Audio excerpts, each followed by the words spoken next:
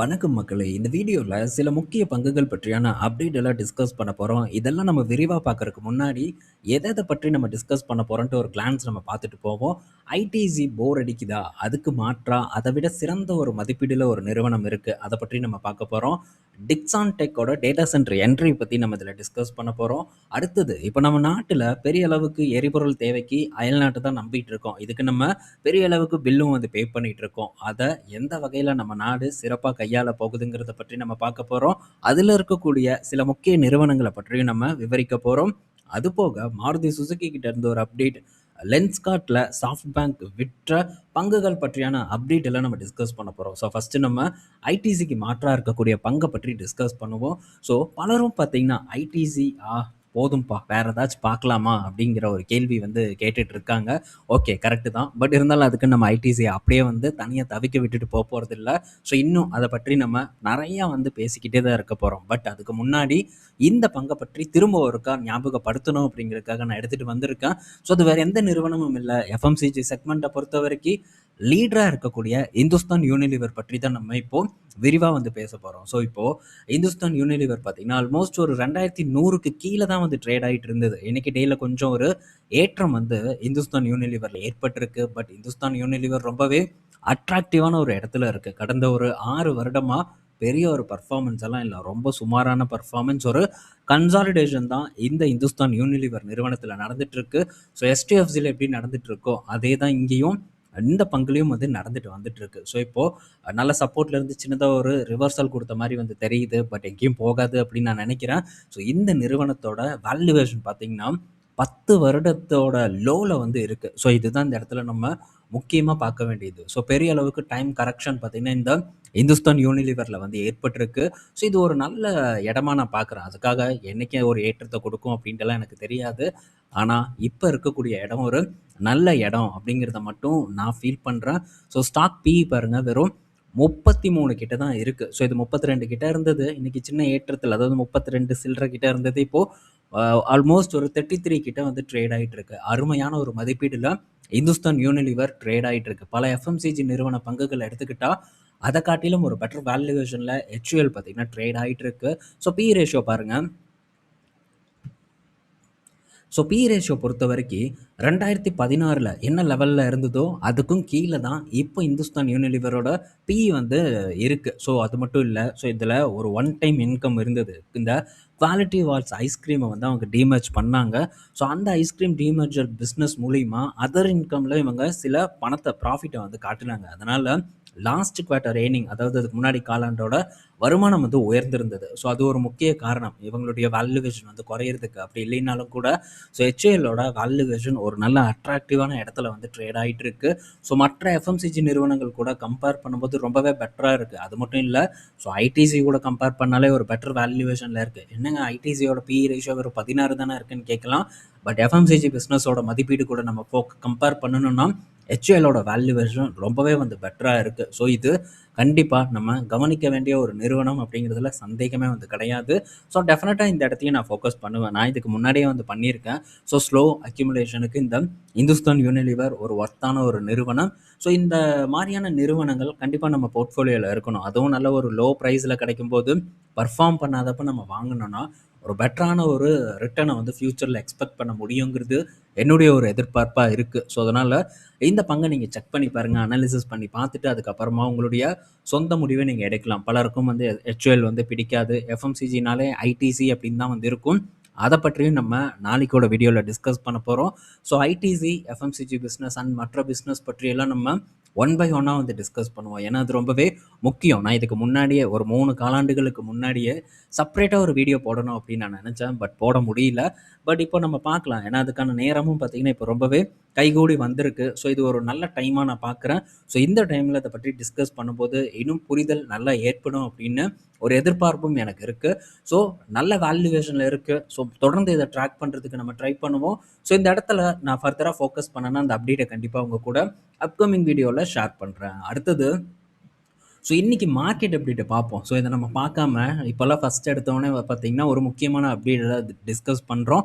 So இன்னைக்கு நம்ம market ஒரு ஃப்ளாட்டான மார்க்கெட்டா இருந்திருக்கு. நிஃப்டி 50 ஒரு 50 பாயிண்ட்ஸ் வரைக்கான இறக்கத்த குடுத்திருக்கு. பேங்க் நிஃப்டி ஒரு 188 பாயிண்ட்ஸ் வரைக்கான ஏற்றத்த குடுத்திருக்கு. பெரிய ஒரு பெர்ஃபார்மன்ஸ் இல்ல. பெர்ஃபார்மன்ஸ் பண்ணாம இந்த வீக்கெண்ட நிஃப்டி 50 வந்து முடிச்சு வச்சிருக்கு. ஸோ எஃப்ஐஎஸ் பார்த்தீங்கன்னா, இன்னைக்கும் கணிசமா வந்து வித்திருக்காங்க. அடேங்கப்பா! பயங்கரமா பார்த்தீங்கன்னா, தொடர்ந்து வித்துக்கிட்டே தான் இருக்காங்க. கிட்டத்தட்ட 8,700 கோடிக்கு வித்திருக்காங்க. அதுக்கு ஈக்குவலா டிஐஎஸும் வந்து பணத்த போட்டிருக்காங்க. நெட்டா 9,133 கோடி. டிஐஎஸ் பார்த்தீங்கன்னா, மார்க்கெட்ல பணத்த இன்ஃப்யூஸ் பண்ணியிருக்காங்க. பட் இருந்தும் மார்க்கெட்ல பெரிய முன்னேற்றம் இல்ல. குறிப்பா லார்ஜ் கேப் பங்குகள் பக்கம் பெரிய முன்னேற்றமே வந்து இல்லாம இருக்கு. ஸோ இந்த சூழ்நிலையில பலரும் பார்த்தீங்கன்னா, ஸ்மால் கேப்ப கேட்குறாங்க. ஏன் ஸ்மால் கேப்ப விரும்புறாங்க அப்படின்ட்டு எனக்கு தெரியல. ஸோ அதற்கான நேரம் வரும். அந்த நேரம் வரும்போது இண்டிவிஜுவல் ஸ்டாக்ல இருக்கக்கூடிய ஆப்பர்ச்சுனிட்டீஸ நம்ம எக்ஸ்ப்ளோர் பண்ணுவோம். ஸோ இப்போ வந்து ஸ்மால் கேப்ல என்ன பொறுத்தவரைக்கி வைடா சான்ஸ் இல்ல. அங்கங்க சில வாய்ப்புகள் இருக்கு. அத மறைமுகமா நானும் இதுக்கு முன்னாடி டிஸ்கஸ் பண்ணியிருக்கேன். ஸோ ஃபர்தரா வந்து சான்ஸ் இருக்கும்போது நான் ஃபோக்கஸ் பண்ணேன்னா, அந்த அப்டேட்ட உங்க கூட ஷேர் பண்றேன். ஸோ ஏன்னா, இங்க பலரும் பார்த்தீங்கன்னா, லார்ஜ் கேப் கீழ இறங்குனாலே தாங்க மாட்டேங்கிறாங்க. ஸ்மால் கேப் எல்லாம் கீழ இறங்குதுன்னா, கண்டிப்பா பார்த்தீங்கன்னா, தாங்கவே மாட்டாங்க. ஸோ ரிஸ்க் அதிகமா இருக்கு. ரிவார்ட மட்டுமே திங்க் பண்ணாதீங்க. இருக்கக்கூடிய ரிஸ்க்கையும் நீங்க பார்க்கணுங்கிறது என்னுடைய ஒரு விருப்பமா இருக்கு. ஸோ அடுத்த அப்டேட் பார்க்கும்போது டிக்ஸான் டெக் கிட்ட இருந்து வந்த அப்டேட் தான். ஸோ டிக்ஸான் டெக் பார்த்தீங்கன்னா, தைவான்ல இருக்கக்கூடிய இன்வென்டெக் அப்படின்னு நினைக்கிறேன். ஸோ அந்த நிறுவனத்து கூட சேர்ந்து சென்னையில வந்து ஒரு பெரிய ஒரு ஒரு 1 மில்லியன் ஸ்கொயர் ஃபீட்ல ஒரு பிளான்ட் அமைக்க போறதா வந்து சொல்லியிருக்காங்க. இந்த பிளான்ட்ல இந்த டேட்டா சென்டருக்கான இந்த ப்ராடக்ட்ஸ் எல்லாம் வந்து மேனுஃபேக்சர் பண்ண போறதா ஒரு அப்டேட் வந்து குடுத்துருக்காங்க. ஸோ அது போக லேப்டாப்பு, கம்ப்யூட்டர் இது எல்லாமே பார்த்தீங்கன்னா, அந்த இடத்துல மேனுஃபேக்சர் பண்ண போறதா ஒரு அறிவிப்பு வந்து குடுத்துருக்காங்க. ஸோ இது பார்ட்னர்ஷிப்ல தான் வந்து நடக்குது. தைவான் நிறுவனத்தோட பார்ட்னர்ஷிப்ல.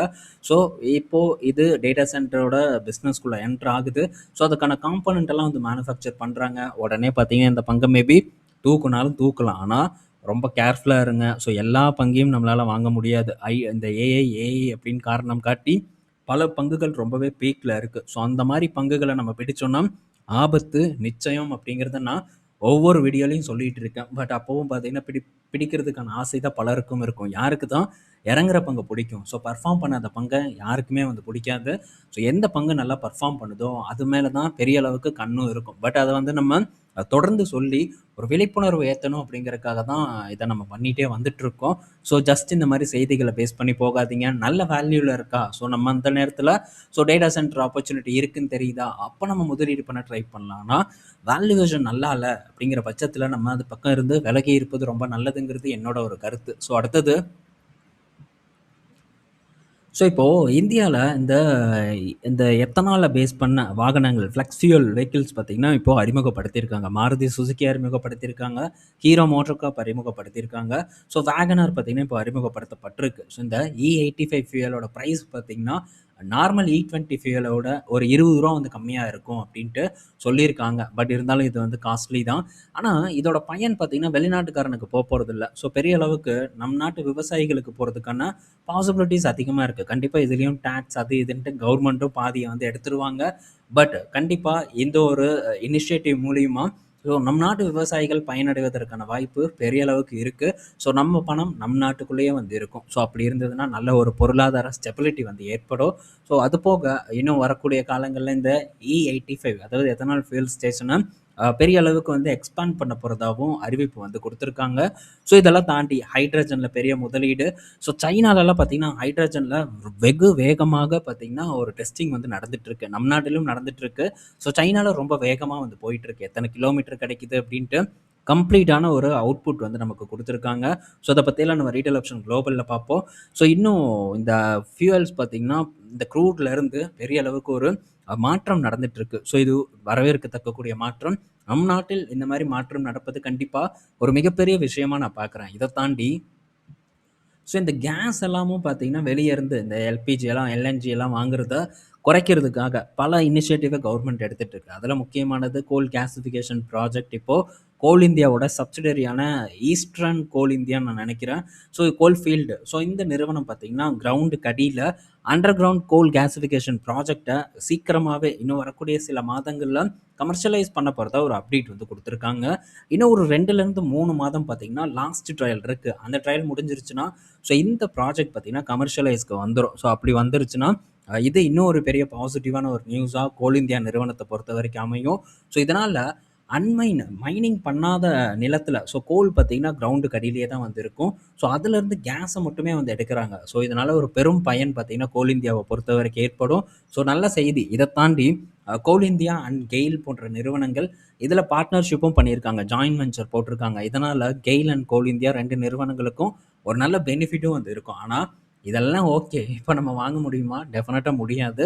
அதையும் மைண்டில் வச்சுக்கோங்க. அப்புறம் எதுக்கு இதெல்லாம் கேட்டால், இதெல்லாம் நம்ம பார்க்கணும். இந்த செய்தியெல்லாம் நம்ம பார்த்து என்னென்ன நடக்குது, ஏது நடக்குதுன்ட்டு இதை பற்றி நம்ம தனியாக உட்காந்து ரிசர்ச் பண்ணணும்.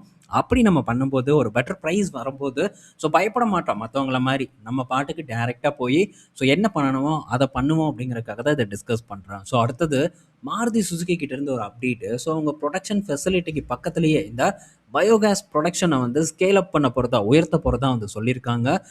இது ரொம்ப நல்ல செய்தி தான். இதனால் எரிபொருள் செலவு குறைவாகும். அதே மாதிரி எரிபொருள் வந்து இதனால் நம்ம நாட்டுக்கும் ஒரு நல்ல பயன்தான். சுற்றுச்சூழல் மாசுபடுவது குறைக்கப்படும். ஏன்னா மாருதி சுசுகி மாதிரியான ஒரு பெரிய மேனுஃபேக்சரர் இப்படி பயோகேஸ்க்கு மாறும்போது கண்டிப்பாக இது உள்நாட்டு விவசாயிகளுக்கும் இது ஒரு நல்ல செய்தி தான். அதில் இருக்கக்கூடிய வேஸ்டேஜையும் வந்து இதில் யூஸ் பண்ணி பயோகேஸை வந்து உருவாக்கிட்டு இருக்காங்க. வரவேற்கத்தக்கக்கூடிய விஷயம். பல மாற்றங்கள் நடந்துட்டு இருக்கு. இது இன்னும் துரிதப்படுத்தினா இன்னும் பெட்டராக இருக்கும் அப்படின்ட்டு நான் ஃபீல் பண்ணுறேன். அடுத்தது சாஃப்ட் பேங்க் பார்த்தீங்கன்னா லென்ஸ்கார்ட்டில் ஒரு 2873 கோடி மதிப்பிலான பங்குகளை விற்று அவங்க பையில் எடுத்து போட்டுட்டு போயிருக்காங்க. 7 மடங்கு ரிட்டர்ன் பார்த்தீங்கன்னா இந்த சாஃப்ட் பேங்க் பார்த்தீங்கன்னா லென்ஸ்கார்ட் மூலிமா ஜென்ரேட் பண்ணியிருக்கிறதா ஒரு தகவல் வந்து கிடச்சிருக்கு. இது நல்ல செய்தி தான். ரீசெண்டாக சாஃப்ட் பேங்க் பார்த்தீங்கன்னா டொயோட்டோவை வந்து ஓவர்டேக் பண்ணி ஜப்பானில் நம்பர் 1 நிறுவனமாக வந்து மாறுச்சு. இது கிட்டத்தட்ட 26 வருஷத்துக்கு அப்புறம் இதுக்கு முன்னாடி 2000ல் வந்து சாஃப்ட் பேங்க் டொயோட்டோவை முந்திருக்கு. அதுக்கப்புறம் இப்போ தான் முந்திருச்சு. ஆனால் இப்போ திரும்ப பார்த்தீங்கன்னா டொயோட்டோக்கு கீழே சாஃப்ட் பேங்க் பார்த்தீங்கன்னா ட்ரேட் ஆகிட்டு இருக்கு. மார்க்கெட் கேப் விளையாட்டுகள் தொடர்ந்து இருந்துட்டு தான் இருக்க போகுது இந்த மார்க்கெட்டில். இன்னைக்கு யூஎஸ் மார்க்கெட் ஓப்பன் ஆகி ரொம்ப வந்து நெகட்டிவாக தான் ட்ரேட் ஆகிட்டு இருக்கு. கரண்ட்டாக 600 பாயிண்ட்ஸுக்கு மேலான இறக்கம் ஏற்பட்டிருக்கு. இன்டெல், ஏஎம்டி போன்ற சிப் கம்பெனிஸ் இன்னைக்கு டெய்லியில் சரிவை தான் வந்து சந்திச்சுட்டு வந்துட்டு இருக்கு. ஓவராலாக இந்த ஏஐ சிப் பேஸ் பண்ண கம்பெனிஸ் எல்லாமே இன்னைக்கு டேயில் நல்ல செல் ஆஃபை பார்த்தீங்கன்னா கொடுத்துட்டு வந்துட்டு இருக்கு. இன்னும் தொடர்ந்து ஏறிட்டே தான் இருக்குமா? இந்த மாதிரியான ஒரு ப்ராஃபிட் புக்கிங்கும் டெஃபினட்டாக வந்து வரத்தான் செய்யும். பார்ப்போம் எந்த அளவுக்கு ஒரு பர்ஃபார்மன்ஸ் திரும்பவும் இதில் ஒரு ரிவர்சல் நடக்கும் அப்படின்னு தான் நான் எக்ஸ்பெக்ட் பண்ணுறேன். ஏன்னா டக்குன்னு மாறுறதுக்கான ஒரு சூழ்நிலை இன்னும் வந்து இல்லை. அதனால் ஃபர்தராக இந்த பங்குகள் ஒரு ஏற்றத்தை கொடுப்பதற்கான சான்ஸ் இருக்குன்னு நான் நினைக்கிறேன். குறிப்பாக இன்டெல் எல்லாம் பல அப்டேட் தொடர்ந்து வந்துக்கிட்டே தான் இருக்குது. இன்டெல்லில் நல்ல பாசிபிலிட்டிஸ் இருக்குது. ஆனால் பொறுமையாக தொடர்ந்து வந்து நம்ம ட்ராக் பண்ணிகிட்டே இருப்போம். தொடர்ந்து அது கூட பயணம் பண்ணுறதுக்கும் நம்ம ட்ரை பண்ணுவோம்.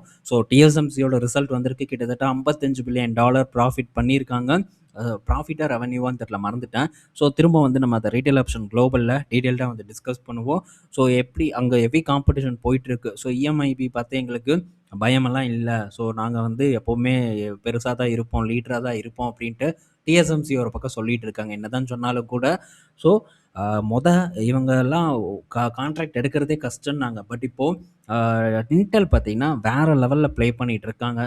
ஒரு டைமில் டிஎஸ்எம்சியை வந்து அங்கே ஷேர் வாங்க சொன்னாங்க, ஸ்டேக் வாங்க சொன்னாங்க. பட் அதில் மறுப்பு தெரிவித்தாங்க டிஎஸ்எம்சி. அதுக்கு பதிலாக யூஎஸில் அவங்க இன்வெஸ்ட்மெண்ட் பண்ணாங்க ஒரு தனி மேனுஃபேக்சரிங் ஃபெசிலிட்டி அமைக்கிறதுக்கு.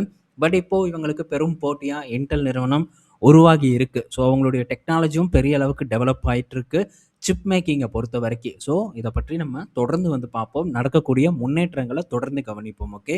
இந்த வீடியோவில் நம்ம பல இன்ஃபர்மேஷன் பார்த்துருப்போம். பயனுள்ளதாக இருக்கும்னு நான் நினைக்கிறேன். நாளைக்கு நம்ம இன்னொரு வீடியோவில் மீட் பண்ணுவோம். பாய் மக்களே.